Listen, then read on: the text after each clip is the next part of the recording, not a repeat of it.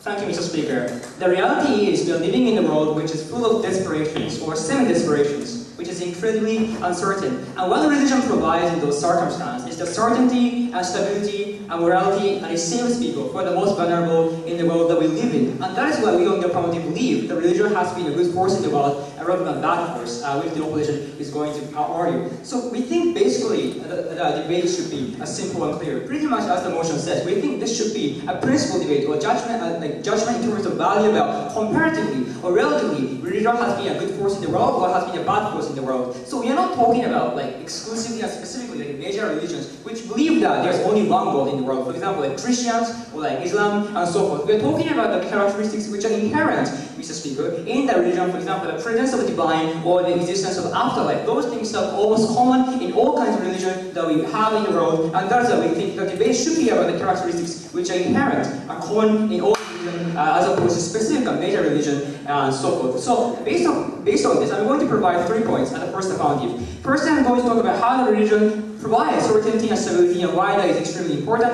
And second, I'm going to talk about why the religion equips people with morality, even in the places where there's desperation or semi-desperations, or even non-existence of public education, which could alternatively provide those things. And thirdly, I'm going to talk about how people are saved by the religious activities around the world today. So first of all, let's talk about how the religion gives stability and certainty, Mr. Speaker. Now, we have to recognize, as the average people, they encounter various plights in their life. For example, the death of their families or the personal failures and so forth. In those moments of intense trials and solitude, Mr. Speaker, what people need is a certainty. Why? Because obviously we're living in an incredibly uncertain world. Those past events happen to every single individual, almost without any exception. And therefore, what people need to have or want to have is the assurance or the belief that the way of life they're leading is actually correct, Mr. Speaker. In those incredible, otherwise incredible circumstances. And that is the evidence for this is that for many people, the reason why they start living in the religion,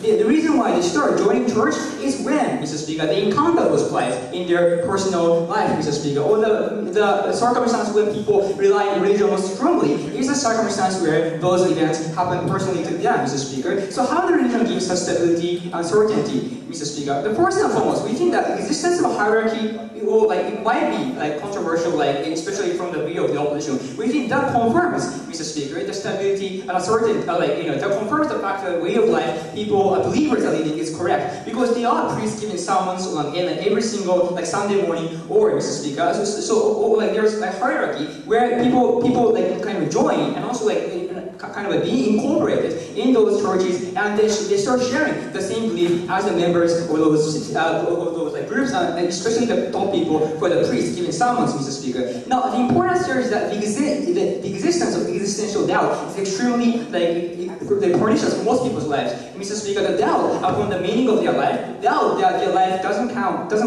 is the, for example, major cause of things like drug abuses and domestic violence and so forth. And people need to have some protection from this kind of existential doubt, and therefore people need to have the confirmation that which is given by some other people, especially within those hierarchies, and the people who they honestly believe in, that their way of life is being correct. But secondly, Mr. Speaker, we see the unity the religion provides is also important. If you look at the fact that even as opposed to those organized and major religions, even if you look at the relatively primitive society, Mr. Speaker, we see that, for instance, there's religious ceremonies or rituals. For example, among African farmers and so forth, people come together and deepen their belief and strengthen their belief with each other. Or, for example, the charity is espoused and embraced by the many major religions, such as Muslims and Christians, which never abandon, right? And therefore, this kind of unity, when people have assurance, as long as they share, as long as they conform to the belief which is given by the church, people are never abandoned. People, as long as they follow the order, is incredibly important, because they have someone to believe in, they have someone to be supported, and therefore this kind of hierarchy and unity uniquely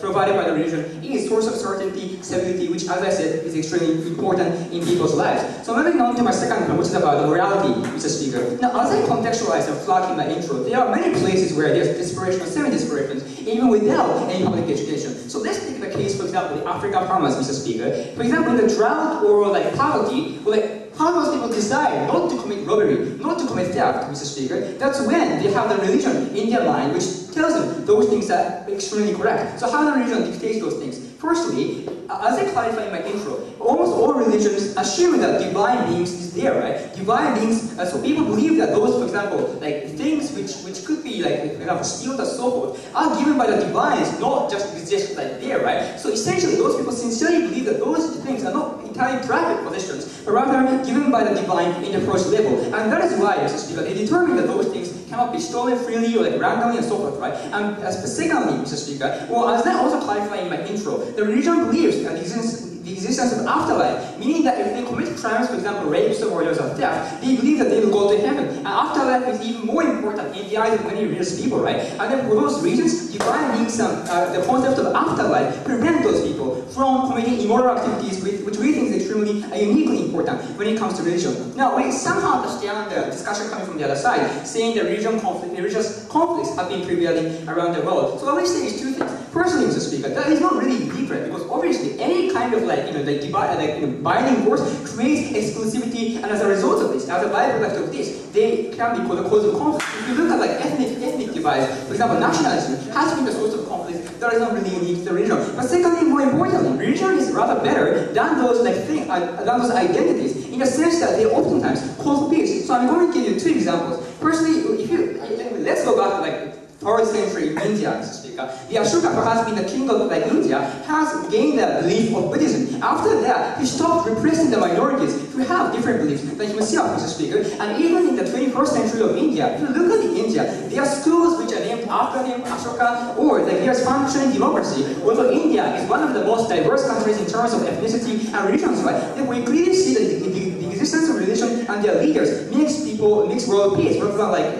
plagued with conflicts. The other example here is the Pope John Paul II, Mr. Speaker, who were there in the 20th century. Now, he called for the organizations against anti-Nazi, which is secular, but creating conflict even more than religious groups, right? And therefore, religion do call for peace, even if that is not the case in some circumstances. That is not very unique to any kind of exclusive organization which is based upon the identity, and therefore, in general, on average, religion provides reality, and that prevents conflicts and fights and triumphs and so forth. So moving on to my last one, which is about how people saved by religious activities. Now, first of all, religion is based upon the idea of common brotherhood. But more importantly, the religion constantly and continuously try to increase the numbers of believers, right? And there is a motive and incentive behind many, for example, religious activities like Christian missionaries, which go across the national borders, which go across the ethnic divide to save people, for example, living in Africa, coming from Europe and so forth, right? This cannot be seen by secular activities because they do not have the bigger or as much power as a religious organization have to increase the believers, because they do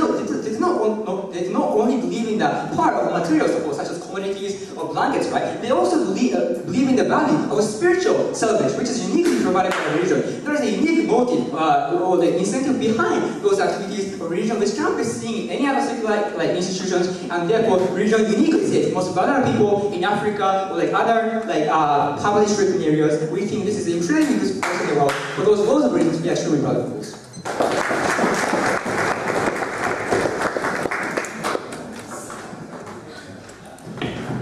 Thank you for your remarks. Now, we welcome the first speaker from the Negative,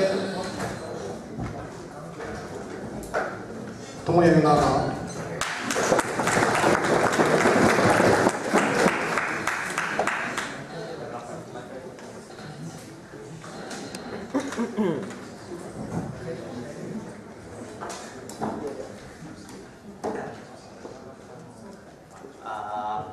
Can you hear me? Okay.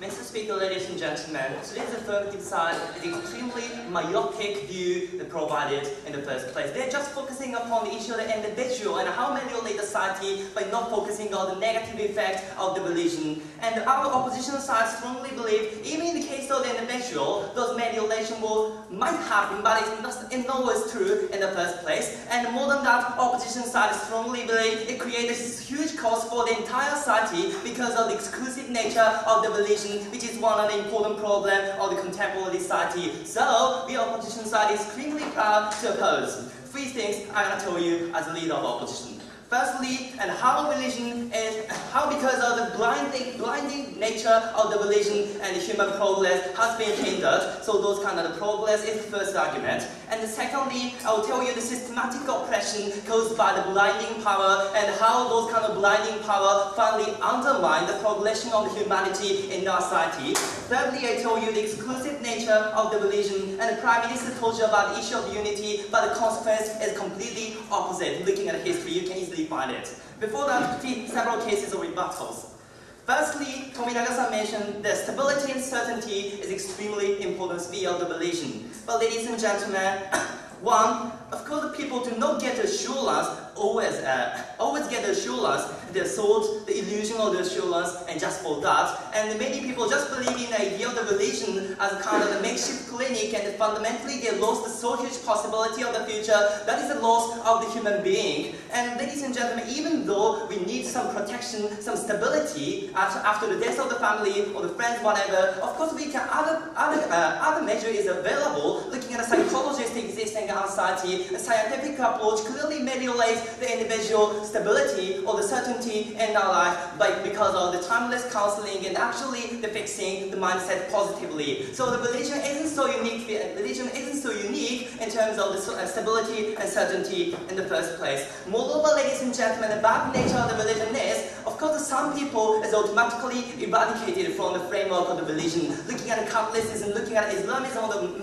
quite a few religions existing in our society. The gay or the woman is completely segregated just because they're woman or the gay. So ladies and gentlemen, in terms of the inclusivity, the scientist or the scientific approach is far better than the religion because there is no exclusivity inside it.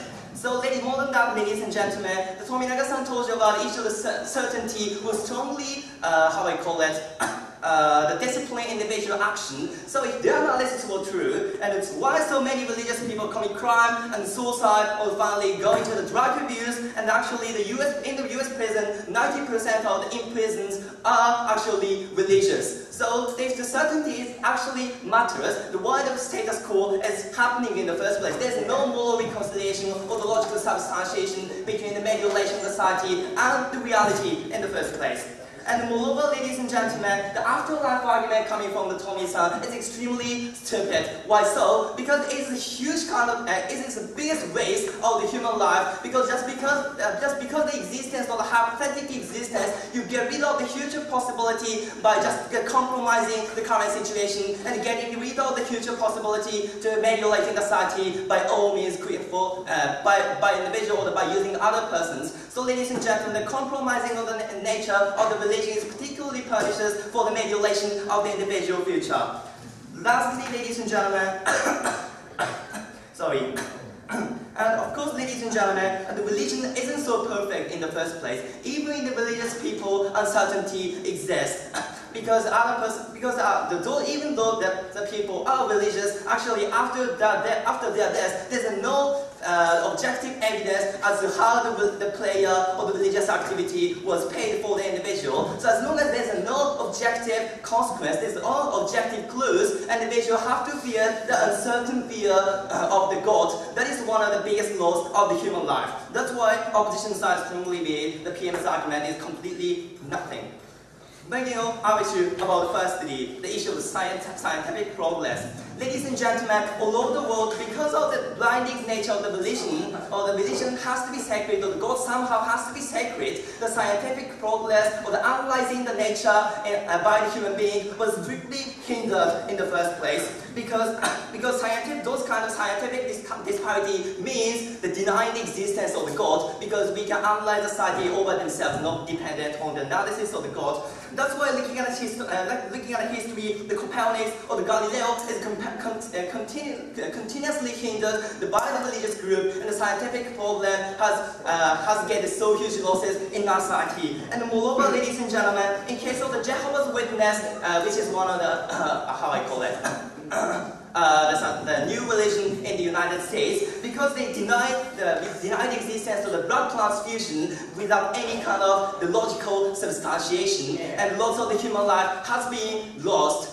That's why, ladies and gentlemen, because of the blinding nature and human prosperity has already been undermined, and there's no, that's why, ladies and gentlemen, in terms of the progress of the human being, the religion is absolutely bad. And secondly, about each of the human rights existing.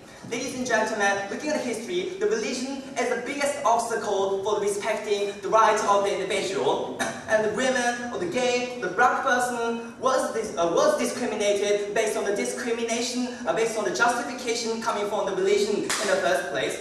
Because the gay or the natural and gay people are somehow unnatural, regardless of not only the case of the Christianity, but also the religion or the many other religions existing in the current society. And those kind of the rights is suppressed without any kind of logical difference between heterosexual white person and man. So, ladies and gentlemen, to achieve the huge emancipation, which is completely free from the religion, and to actually truly respect the fundamental rights of the human being, those blinding religious characteristics should be abolished from the society. That's why, ladies and gentlemen, in terms of the human rights issue, those kind of the illogical and hypothetical religious arguments shouldn't be eradicated. More than that, ladies and gentlemen, the religion basically creates a structural discrimination against a particular group of person. Why so? Because basically, quite a few religions in our society is hierarchical. Because the a handful person in the core of the religion get a tremendous amount of the benefit, and actually in the periphery, and the millions or the billions of persons who are actually suffering because of the poverty existing in our society. Looking at the case of the Christianity, millions or the billions of the Christians existing in the developing countries get nothing beneficial from the religion in the first place, but only a handful of people in Vatican get a tremendous benefit because of the religion. Looking at the case of the Vatican Bank, you can easily find it. But most importantly, ladies and gentlemen, those kind of people who are suffering can never recognize how they are exploited because of the blinding effect of the religion. Just believe in the religion, you will be emancipated. That's the completely lie. So to rectify those kind of the blinding discrimination or the exploitation happening in our society, the religion, there's no place for the religion. Lastly, ladies and gentlemen, the exclusivity issues. Especially in the monotheism, I mean the one single God belief. So of course it's impossible for other religions to disprove the existence of the God, so that to vindicate the existence of their own God. Of course they try to the killing or the fighting with the other person because by eradicating any other believer, of course there's an absolute single God, precisely because for other religion there's no believer. So ladies and gentlemen, so this policy is scientifically and bad for the human being, and finally cause exclusivity. That's why we oppose.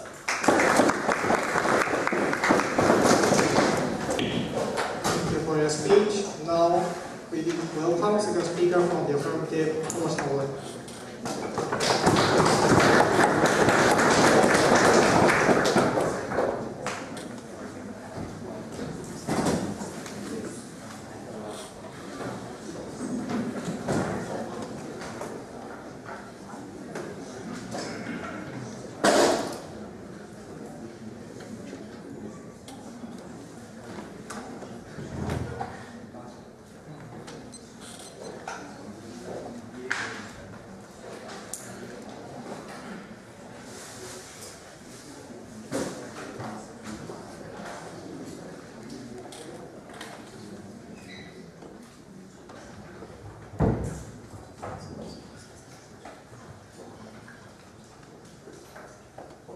They've tried to assert that there's a fundamental difference between rationality and religion, and that if we choose rationality, we will move towards this hypothetical enlightenment that will be fantastic, and all the problems of religion will disappear, and we must only take that leap, and that world will materialize.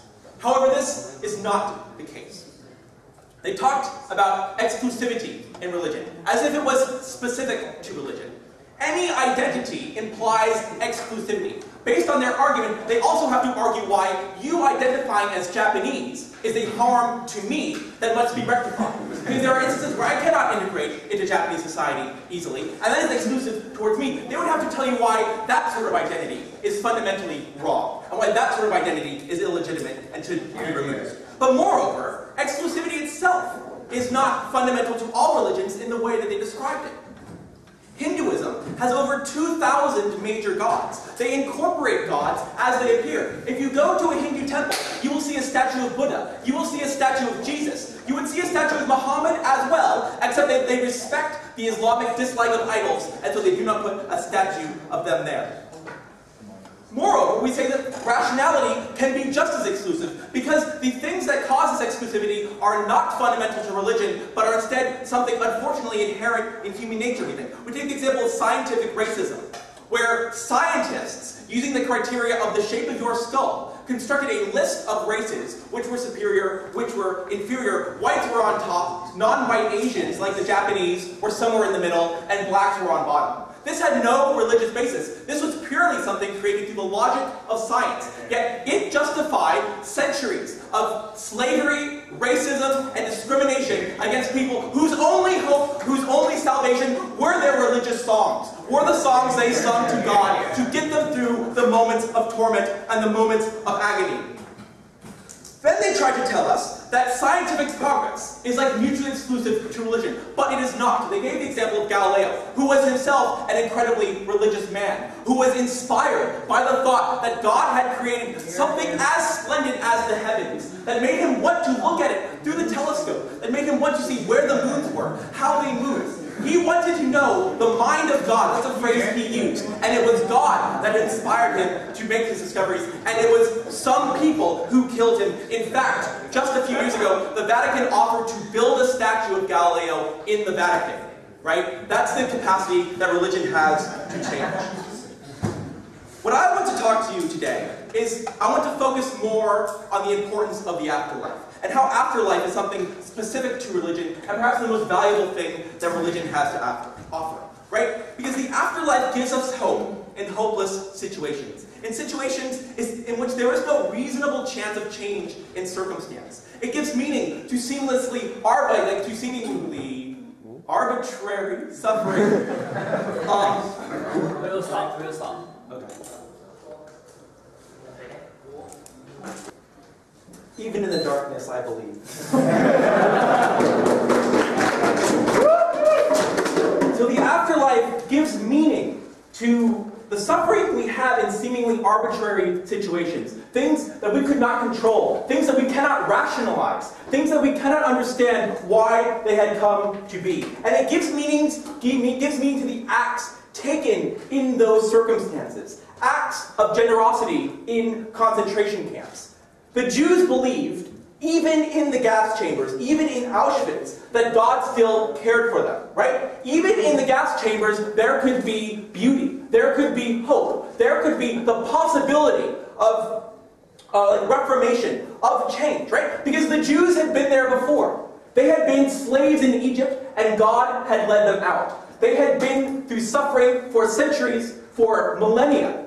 But their belief in God meant that even in the most hopeless situation any of us could conceive of, they could have hope. They could give meaning to their lives, even in circumstances of utmost desperation, circumstances put upon them by the hyper-rational, scientifically racist Nazis.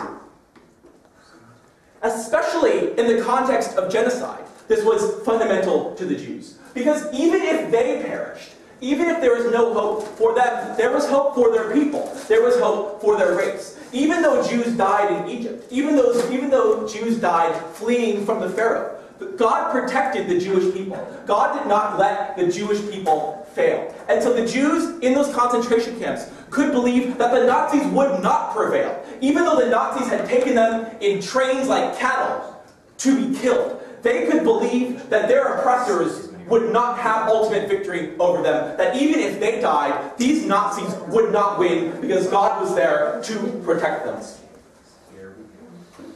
They might say that the belief in the afterlife encourages complacency. What we say is usually the bravest actors for change are the ones who believe that there is life after death, because they do not have that selfish fear for their own person, right? They can go out and fight without fearing that when they die, it will be over, right? Moreover, we think this encourages, the powerful to be merciful towards the weak. Because the powerful think that if they are brutal, if they are too cruel, they will be punished in the afterlife. There is some check on that unbridled political power, right? Especially in circumstances where the poor have no way to check the power of those in charge, right? Religion, the afterlife, gives some sort of incentive for those who have no other incentive to be kind, to be merciful, not to oppress, not to destroy. They might say that the belief in the afterlife encourages complacency. But the African slaves were not complacent. The Jews, we cannot say the Jews should have fought harder against the Nazis. That is too great a burden to bear. Rather, we can say these people had solace in their suffering. They were not put into places of the utmost hopelessness, right? There were some things the Nazis could not take from them. There were some things the slave owners could not take from them. Their songs, their love for one another, their belief in a God that cared for them and watched over for them, and those things that should not ever be taken away. But now, at the end of my speech, I want to go back to this division between science and religion that they brought up. And the reason why rationality, the reason why science can never supplement, can never replace religion, can never do what religion does, is because science can give a how, but it cannot give a why, right? Atoms have no purpose. Galaxies have no will. Human beings search for meaning. And the only thing that can give meaning to the processes explained by science is some sort of spirituality, is some sort of will, is some sort of force organizing those processes, giving them purpose, giving life, giving purpose to me, a seemingly random collection of atoms and like cells and things that I have no control over. So they might try to say that we can like replace the religious paradigm with a rational paradigm, but people need meaning. People need more than how, they need a why. And the only thing that can tell those stories, the only thing that can give purpose to the randomness that science analyzes is spirituality, is religion, is a divine being. So what have we shown you? We've shown you that the exclusivity they talk about is not like unique to religion. In fact, it usually comes from other things, from ethnicity, from nationality, right? Christians versus Arabs is as much white people. I mean, Christians versus Muslims is as much white versus Arabs, right? You cannot disambiguate these things.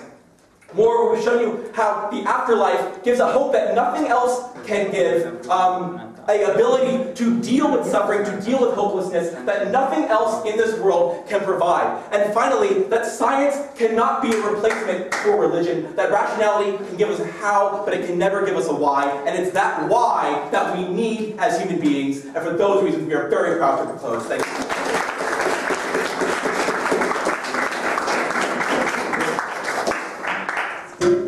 Very good. I think that's for you. I'd like to invite the second negative next.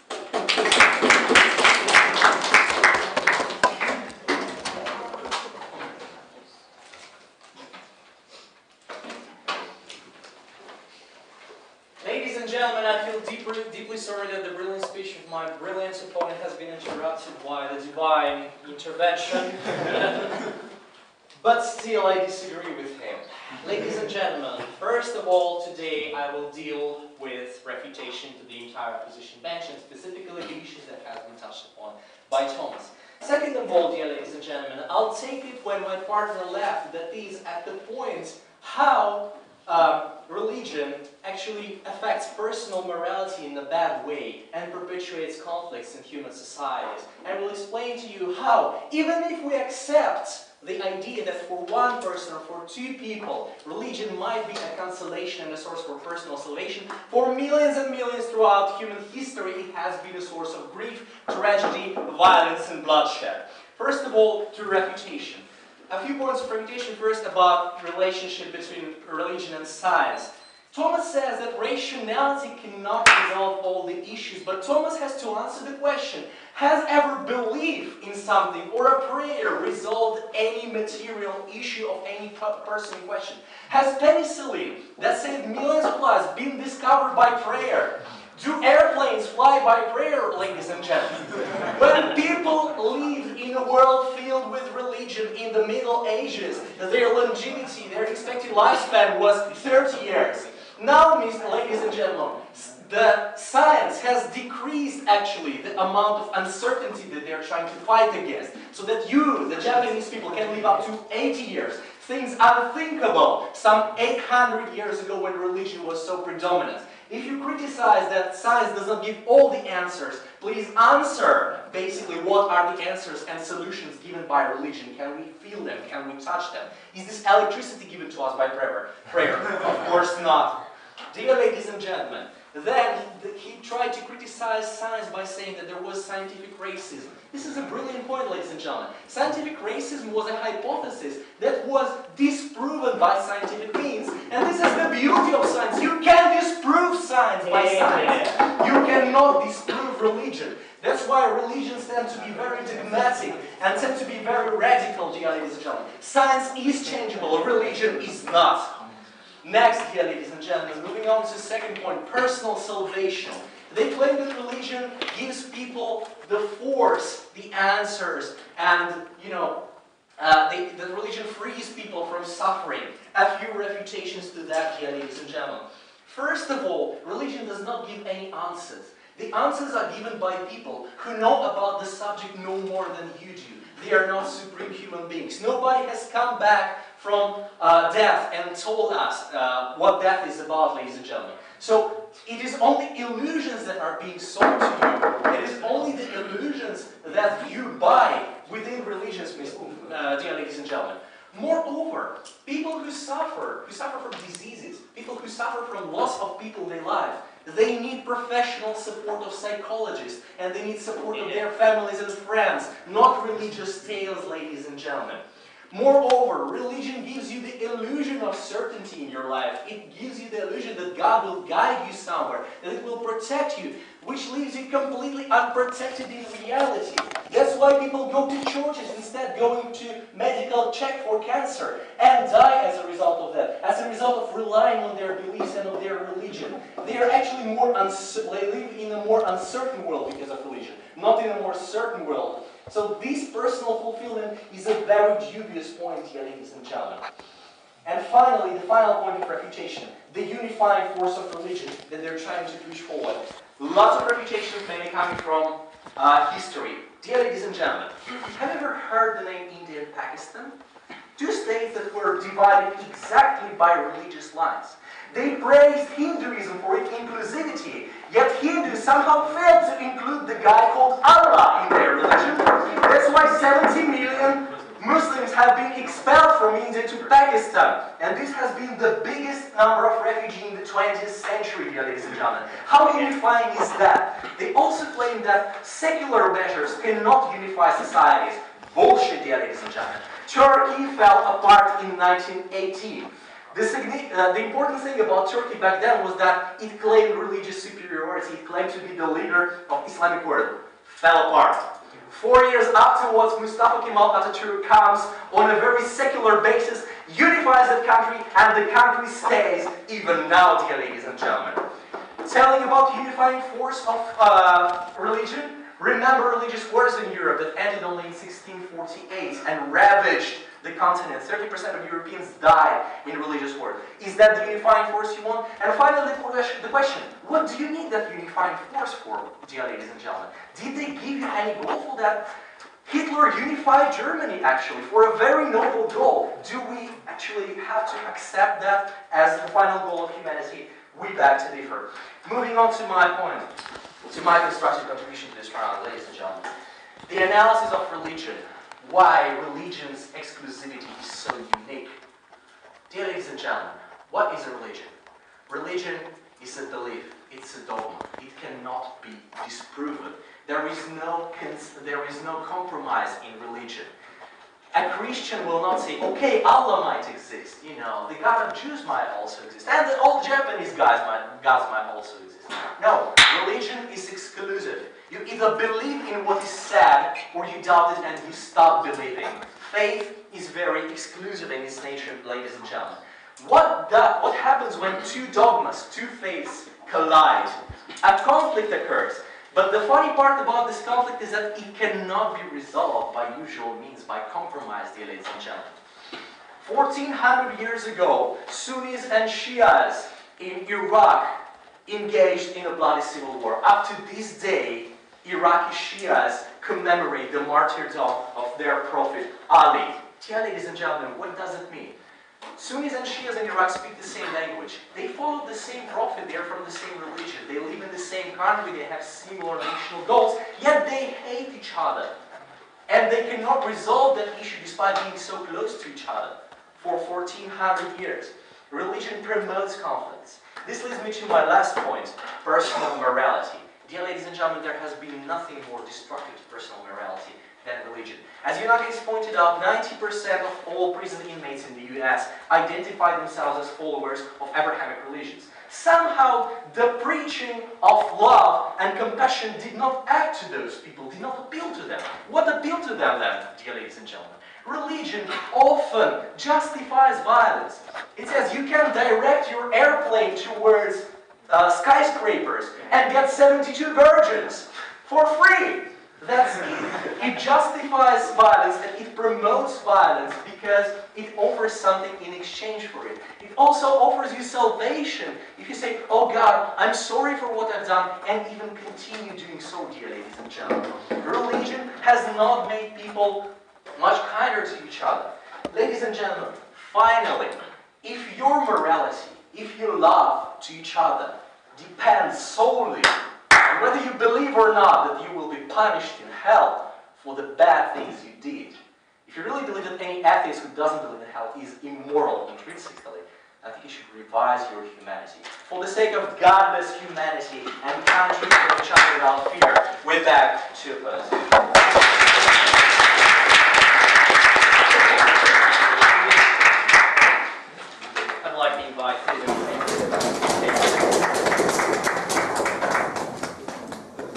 It's really hard to see.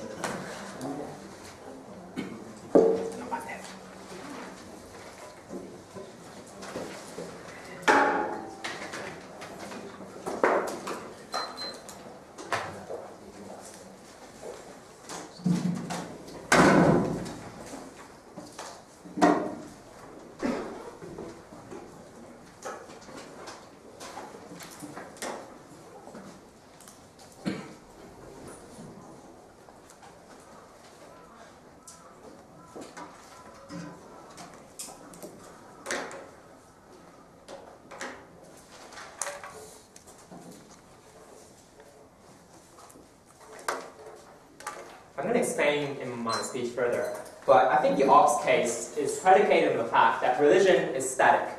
The religion will never change its own beliefs.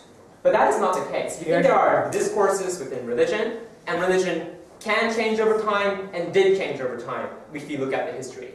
Also, opposition likes this phrase, if you look at the history, or for example. Like, there are cases full of examples. Also, we have full of examples. But the core issue of this debate is the logic and the analysis of religion. They have asserted that religion makes you blind. What was the reason, ladies and gentlemen? At least I didn't hear it. Because we have analyzed, correctly analyzed, talking about afterlife, or talking about how religion is the only unifying force that gives you something absolute. That gives you no room to doubt, and that is necessary, especially in liberal democracies, where we are all given full of choices, where we are all uncertain and worried about the choices we are making. So we think that on the analysis of religion, the level of analysis of religion, we think government is still superior. Now, it was really hard for me to make this into a clash, so I'll deal with these issues one by one. So, first issue is about science. Now, I think Op Bench is obsessed with science, Mrs. Speaker. I don't know why they've spent a lot of time talking about science. Firstly, we've said, science and religion is not mutually exclusive. Tom is discussing about Galileo looking at the star because of religious incentive proves how religion is not mutually exclusive. There are a lot of Christian scientists working in the United States giving medicines to people, giving substantial benefit to its own people. So like science is not mutually exclusive at all. But secondly, like Max gave us this burden. Religion can't fix people's health. Like true, but like why that is not our fair burden. Because like the way people are saved, not just in like physical way, but also in spiritual way as well. The fact that you are believing in something absolute, the fact that you are believing the same thing as 2 billion Catholic people, 2 billion Catholic around the world gives you that confidence and gives you that certainty. So we think that like science, this whole argument about science falls in this debate. Second issue, this blinding effect. Now, as I mentioned in my introduction, I think, at least, Ott didn't really explain the reason why religion makes you blind. Maybe he's insinuating the fact that... ただいまエレベーターは使えません。停電中ですので、エレベーターのご使用はおやめください。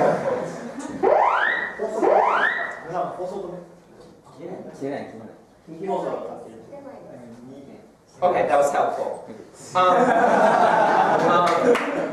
think they're insinuating that the fact that religion is absolute makes you blind. Now, that is a misunderstanding. There's a critical difference between believers believing in the core principle of religion, the very existence of divine God, and believers believing in every single practices of a religion. There's a critical difference between that. That is why religion gives you something absolute. Nonetheless, religion doesn't make you totally blind. Well, one, you have a choice to opt in and opt out of religion, which was not really doubted by Ott Bench.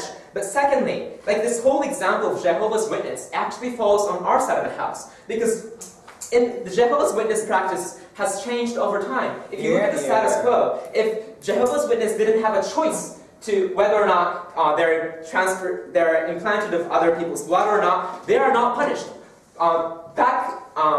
Like decades ago, these people were still punished even if they didn't have a choice. Right now, if they didn't have a choice, they are not discriminated in religious communities. This example of Jehovah's Witness proves that religion can change over time. But secondly, that not all Jehovah's Witness believers actually deny blood transfusion. Some moderate Jehovah's Witness take in blood in exchange for their health. So like this example proves that not every single believers blindly believe that every single practice is absolute. But still, they can be confident about their life. They can still get this satisfaction and certainty because they all, not a single believer will doubt the very existence of divine God.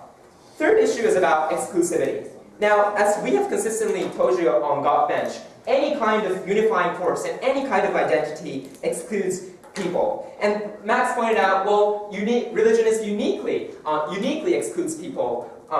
But we have given you counterexamples, right? Thomas talking about Hinduism, how non-monolithic religion doesn't exclude people. Or there's a secular unifying force, like, for example, communism during Mao Zedong or under Stalin, which also excluded people, which went against their political beliefs. And those violence were more brutal because at least religious priests have a sympathy towards people's lives, whereas political elites do not. So, like, exclusivity issue is not really supporting their case. But the fact that any kind of identity excludes people proves the very meaning of religion. Nationality, for example, excludes immigrants. The nationalism in the United States, especially right after September 11th, excluded Muslims. But the fact that religion was there was a united people, right? Or how the existence of Christianity unites these immigrants coming from Mexico and welcomes them into community. Ethnicity also excludes people. The violence in Rwanda was not based on religion, but was based on ethnicity. But the very existence of Catholicism is uniting its own people in Rwanda. We can clearly see that any kind of identity excludes people, but at the same time, religion can counter the negative externalities of other identities. But as I've mentioned, the last point of rebuttal is, as I've mentioned in my introduction, religion can change. Firstly, because there are a lot of discourses within religion. There are a lot of moderates and also extremists. But secondly, as Yuki Tominaga analyzed, religion wants to expand. Religion wants to get more and more believers. That means religion has to be accepted by its people and be accepted by the current trend in society. And that is why practices in Jehovah's Witness, that's why practices of Sufis were diminished over time in order to be accepted by wider society. On the other hand, we have talked about exclusivity, Mr. Speaker. Now, I think there wasn't a sufficient rebuttal to our talks about exclusivity. Firstly, we say But I can't see.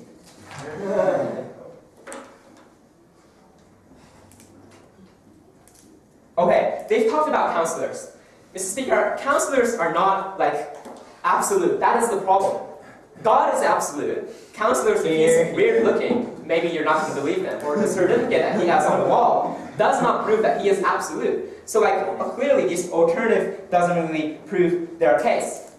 And yes, no one is, in terms of afterlife, no one is sure whether or not they are going to heaven in afterlife or not. But the fact that they can believe that they can go to heaven if they continue good activities, if they continue philanthropic activities, which was Tominaga's third argument, they can go to heaven. This belief itself is important, and that is the saving towards its own people. But the last point of rebuttal is about conflicts.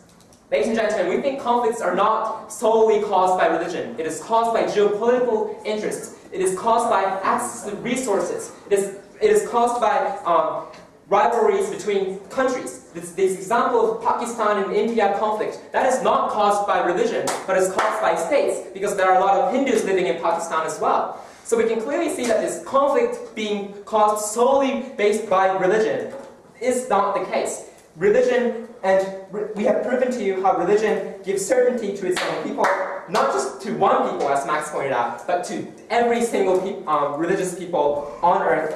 For that, Mr. Speaker, we are proud to propose.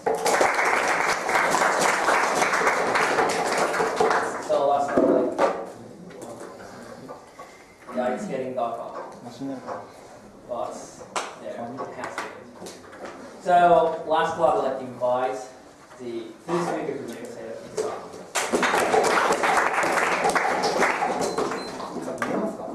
ギリギリ大丈夫。あ、でもライトか。これマシになる。うん、なんか。開けたらライトが。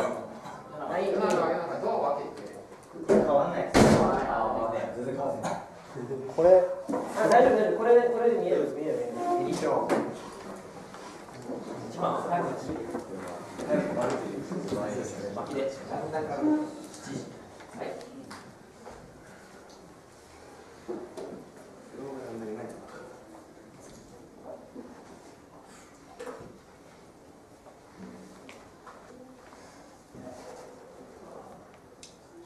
Many things have been said about religion on both sides, things which were mutually exclusive to other characteristics such as nationalism and other accommodating ideologies, and things which were exclusive to the ideas of religion. How I'm going to phrase this speech is very simple. I'm firstly going to rebut the 4 points that came out from the constructive speakers. Secondly, I'm going to analyze this point from two things. First, the idea of human rights and morality. Second, the idea of science. Third, the idea about conflict and whether religions can accept accommodation. Let's look at the idea of personal fulfillment, right? Mr. Speaker, they talked about how personal fulfillment can be achieved through religion. Yeah, that's true. We don't deny that, except that you can have friends as well. What's unique about religion is that you deny its accessibility to certain people. Gays will never receive religious salvation under any form of Christianity or Islam, because gays are an abomination to that very religion, Mr. Speaker. We think that it is actually more inclusive if you have friends or psychologists, because psychologists don't kick you out of your clinic for being gay. Psychologists don't kick you out of your clinic for having premarital sex, ladies and gentlemen. We think that it is actually more inclusive, and therefore our paradigm is superior. Second, the idea about instilling morality is a good thing. Yeah, okay, we already told you about the reason of prison inmates, which told you that this is not a mutually exclusive characteristic, nor is it a defining characteristic of religion.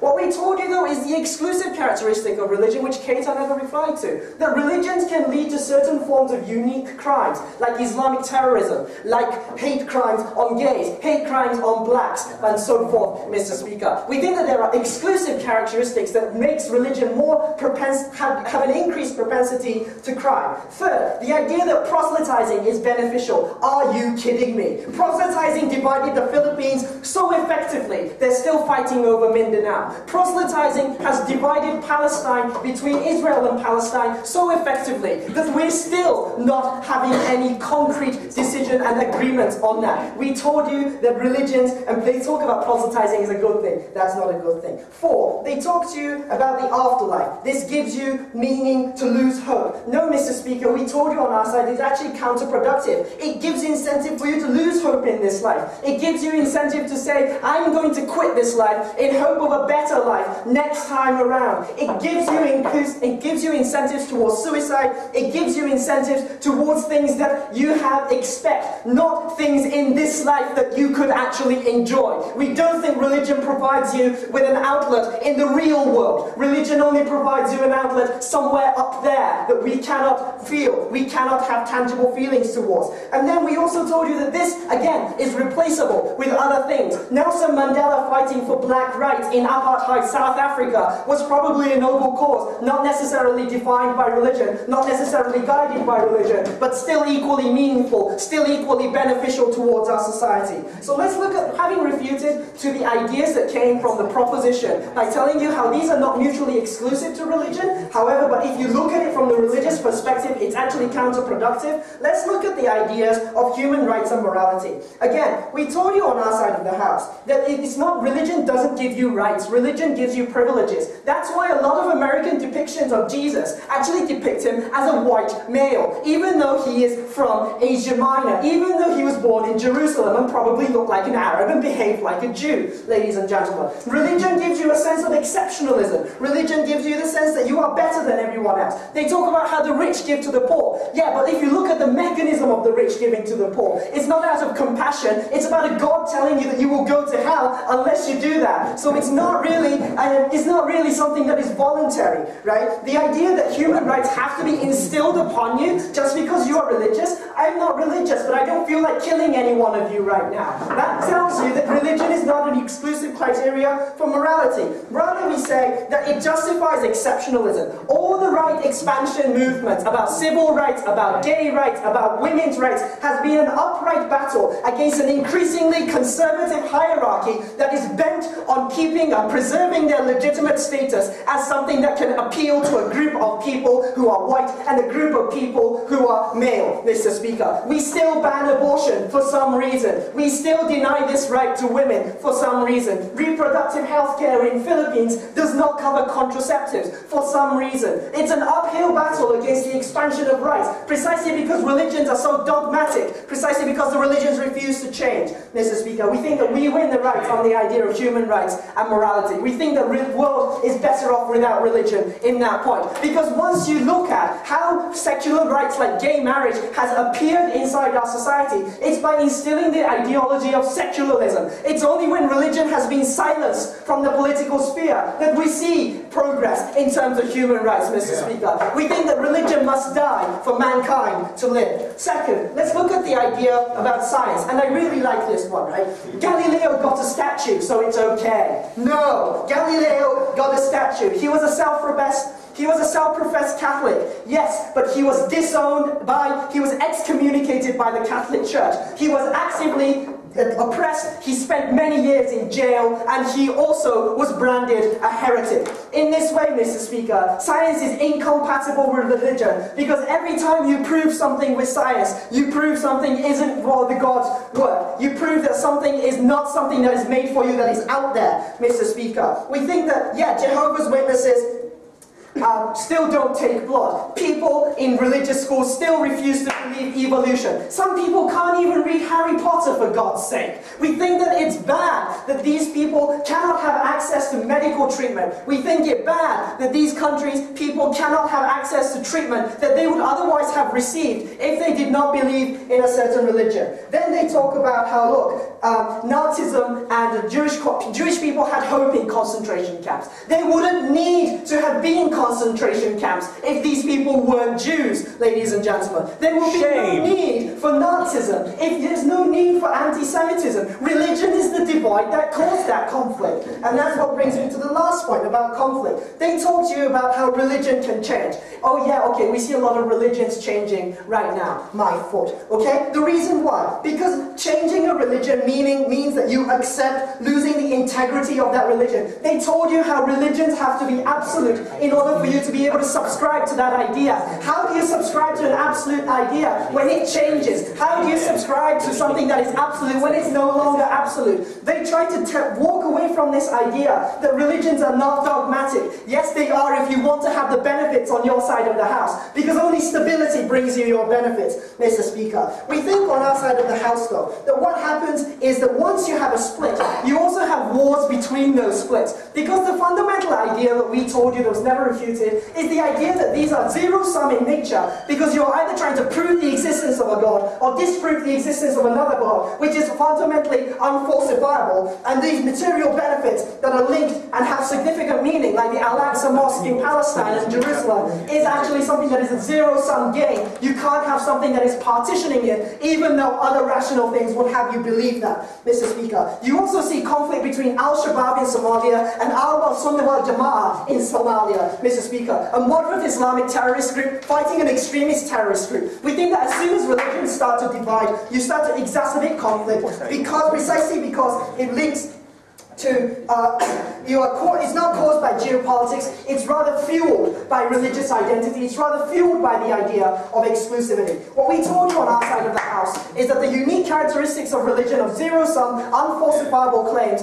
inhibits human rights, inhibits human progress, and creates conflict. We're very proud to oppose.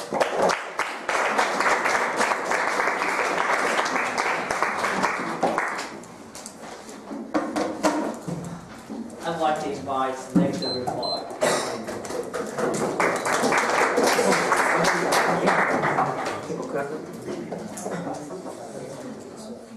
Dear ladies and gentlemen, while Thomas believes in darkness, I prefer using scientific progress. You decide what works better, dear ladies and gentlemen. I cannot add anything of significant importance to this debate after the brilliant speech by my partner. I would just like to bring us back to roots, to where we began, to the motion, dear ladies and gentlemen. You're here. The motion is about proving that religion is inherently more of a better force than of a bad force, dear ladies and gentlemen. And it's their burden of proof. What have they proven to you? What are the benefits coming from religion that they brought to this room today, dear ladies and gentlemen? We've seen two benefits: personal fulfillments and unifying force. I'll deal with them in my reply speech, dear ladies and gentlemen. I only want to remind you that it is not our burden of proof to show that religion has unique negative sides. Our goal is to prove to you that negative sides outweigh their benefits, and I believe we've done a great job in proving that. Now, dear ladies and gentlemen, I'll take two standpoints in analyzing this debate. From the standpoint of one person and from the standpoint of humanity. Is religion a good thing or a bad thing? So for one person, their idea of religion is, personal fulfillment. We have successfully established on our side of the house that the consolation that religion provides is actually an illusion. The answers that religion gives are not answers, they're just hypotheses by people who know nothing, dear ladies and gentlemen. But by giving people the false sense of security and certainty, it actually leaves people unprepared for uncertainty and insecurity that are real, that surround them. People go to church instead of checking themselves for cancer. People prefer believing in God and praying instead of transfusing blood to their children if they're Jehovah's Witnesses. Dear ladies and gentlemen, so for one person you cannot say that religion is definitely a positive force, dear ladies and gentlemen. There are alternatives in forms of your family, in forms of your friends, in forms of professionals of psychological help. But even if we admit their logic, that there are some good things for one person, can we sacrifice the good of entire humanity for the sake of personal fulfillment of one person, dear ladies and gentlemen? We disagree with that. They said that religion saved lots of Jews in concentration camps from, from death. Dear ladies and gentlemen, it was religion that ignited anti-Semitism in Europe in the 15th century when Catholic kings of Portugal and Spain started expelling Jews just because they believed in a different God. Now, what's the role of religion for humanity, dear ladies and gentlemen? First, science. Their criticism of science comes in this form. The science does not give all the answers. My question is, what answer does religion give? never answered by the proposition side, ladies and gentlemen. Religion has prevented progress in many very important fields of science, ladies and gentlemen. Why? Because religion does not like knowledge. Knowledge creates doubts in absolute knowledge presented by religion. It enters in conflicts with religion. That's why religion wasted a lot of money and time to prevent science from progressing. Human rights. Dear ladies and gentlemen, religion has been very destructive towards human rights. It was against religion, against the backdrop of religion, that people, that black people, that gays, that women had to fight, dear ladies and gentlemen. Can you evaluate this contribution of religion to humanity as positive? Definitely not. If you have to fight against something, it is a negative thing, dear ladies and gentlemen. We have shown you how religions instigate conflicts. We've shown you a great amount of examples and how religion is never a unifying force, dear ladies and gentlemen. And finally, we've shown you how religion does not promote personal morality. Religion promotes hatred, justifies it. People who blew up the skyscrapers in New York in 2001 were very religious people, and their actions were justified by their beliefs, dear ladies and gentlemen. If you need the fear of God to love other people, please, again, revise your humanity. Thank you very much.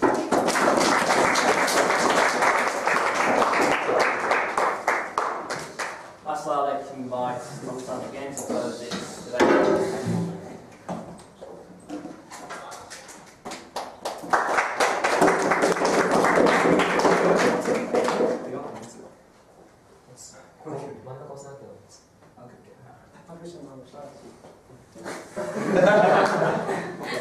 You have to pray. Okay, so without praying, I'll start. So we have two points to summarize the debate. Obviously, what we brought to you from the affirmative, or what they brought to you from the negative. I'll show how the affirmative won the debate. So first of all, like Keita said, we don't think there was logical and analytical engagement coming from the other side to a point which I gave you from the outset of the debate about certainty, or stability, if you will, or the morality, Mr. Speaker. Now, the way they engaged with us was throwing out lots of examples. What we gave you, Mr. Speaker, for instance, although they gave us the example about American inmates, in response to our argument about morality, they didn't really engage with the core logic or the actual process as to how the religion contributes to the formation of morality. We talked about the goal and also the existence of the afterlife, which is inherent as the characteristics of any kind of religion we have, Mr. Speaker. And also, we also gave you the example of African farmers, the context where there's no alternative source of those morality, Mr. Speaker. And therefore, yes, we accept there are successful examples and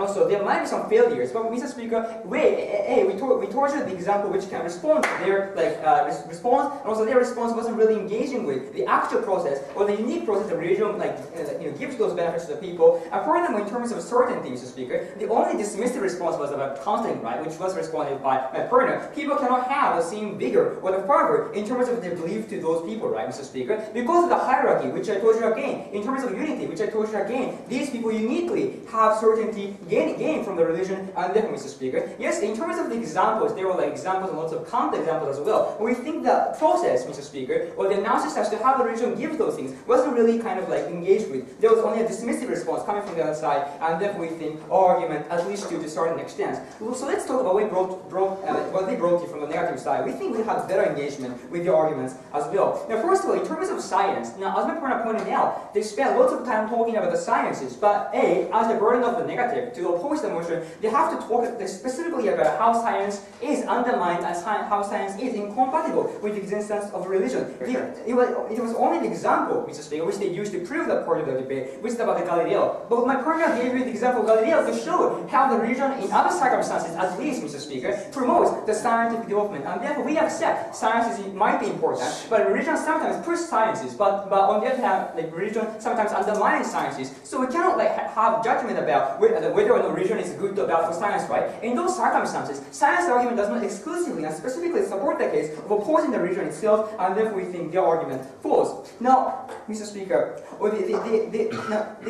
especially Marx talked about how the way in which religion doesn't give the answer as opposed to science. So what matters, right? We told it throughout the affirmative case. The important thing here is that people believe, Mr. Speaker, that they are saved by the religion. It is not a matter of the existence of objective or logical answers, right? The fact is, people believe in the religion, and the belief creates the benefit. We told you, like stability and morality, regardless of whether or not there's a logical and scientific answer, right? And then we don't see the point of response in the first place. So let's turn now to the other arguments coming from the other side, which is also important, which is about the conflicts, Mr. Speaker. Now, the way we engage with this argument is that, talking about the way in which other identities also exclude people to the same extent, to a more severe extent, for talking about, for example, how nationalism could create exclusivity toward the national people as opposed to immigrants and so forth, right? And finally, the way we engage again, Mr. Speaker, like using examples, like in response to the lots of examples, is that we talked about the way in which, for example, as I said, like Ashoka in India, or we talked about, I talked about hope. I give you two examples which was not really specifically responded to, and also we talked about,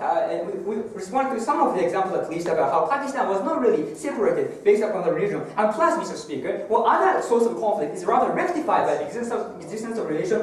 Citing an example like Rwanda, which I told you, ethnic divide created conflicts, which was rectified to some extent afterwards by the religions, right? And therefore, Mr. Speaker, we cannot see the exclusive harm coming from the religion, Mr. Speaker, which was explained properly by the opposition. Rather, Mr. Speaker, we talked about specific benefits coming from the religion, which was not properly engaged with from the other side, and for those laws of religion, we are extremely proud of those.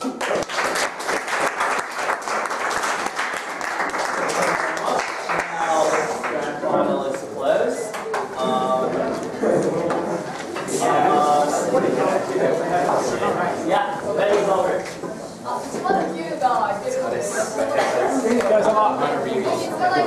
Really great. Well, cool. I mean, you're awesome. I'm sorry. You're awesome. That was a good speech. That was a good speech.